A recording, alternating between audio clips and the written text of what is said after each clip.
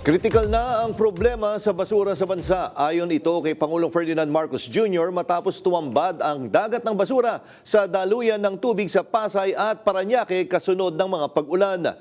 Yan ang umarangkadang balita ni Lestor Aler. Matapos bisitahin ng Las Piñas kahapon, nag-inspeksyon naman ngayong araw si Pangulong Ferdinand R. Marcos Jr. sa Pasay at Parañaque City bilang bahagi ng patuloy na flood mitigation efforts ng pamahalaan. Binisita ng Pangulo ang Jokno Pumping Station sa Pasay at Redemptorist Water Channel sa Baclaran kung saan tumambad rin sa Pangulo ang maladagat na basura matapos ang ilang araw na pag-ulan. Ayon sa Pangulo, hindi pa man maituturing na garbage crisis ang nangyari, nasa critical na aniya ang estado ng problema sa basura. Yeah, it certainly is. But just look at it. Does that look critical to you? It does to me. So yes, I wouldn't call it a garbage crisis, but that is the problem that we are facing.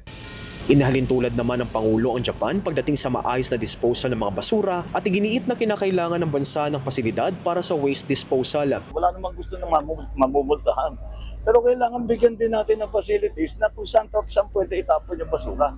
Tulong-tulong na ang mga tauhan ng Department of Public Works and Highways, Metropolitan Manila Development Authority at mga lokal na pamahalaan ng lungsod sa paglilinis ng mga basurang naglulutangan sa mga nabanggit na waterways. Ayon kay DPWH Secretary Vince Dizon, bagamat patuloy ang pag-agos ng mga basura mula sa Manila Bay papunta sa iba't ibang konektadong waterways, bahagyang nabawasan naman na ang volume ng mga basura simula noong umpisahang linisin ng mga ito gaya sa Parañaque. So tuloy-tuloy lang din tayo. Ang problema lang, syempre habang ginilinis natin, tuloy-tuloy pa rin yung pagdating. Pero kaya hindi muna tayo magtatanggal ng mga equipment doon tsaka ng mga tao kasi yun nga, pagka isang araw lang, minsan mapupuno na naman. So kailangan tuloy-tuloy lang yung pagtatanggal ng basura.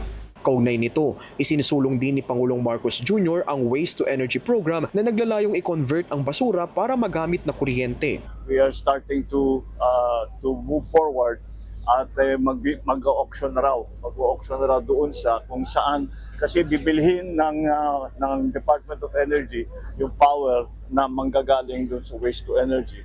Kaya yun ang ninenegotiate nila ngayon.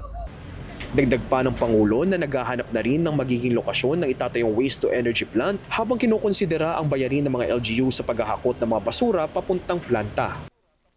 Patuloy ang sinasagawang estratehiya ng pamahalaan pagdating sa upland kontrabaha, gaya ng dredging, desilting, declogging at pati na rin ang pag-improve ng ilang mga daluyan ng tubig sa bansa upang mabawasan ang epekto ng pagbaha hindi lamang sa Metro Manila, pati na rin sa ibang parte ng Pilipinas. Ako si Lestor Aler ng PRTV News, nagseserbisyo para sa Pilipino.